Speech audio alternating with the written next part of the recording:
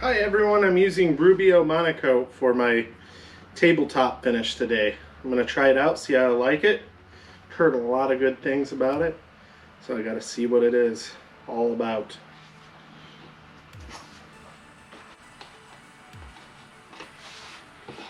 It's my first time ever using it, so I don't know how much I need to put on or how to put it on. I'm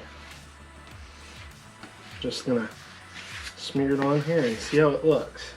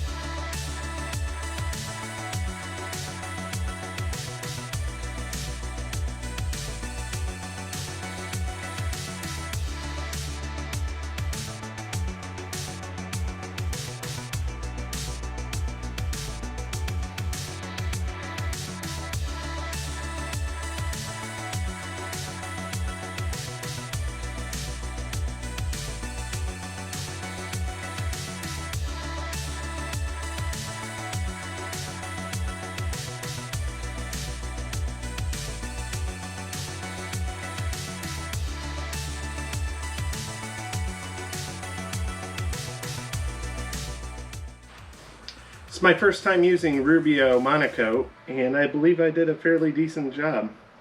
Looks good.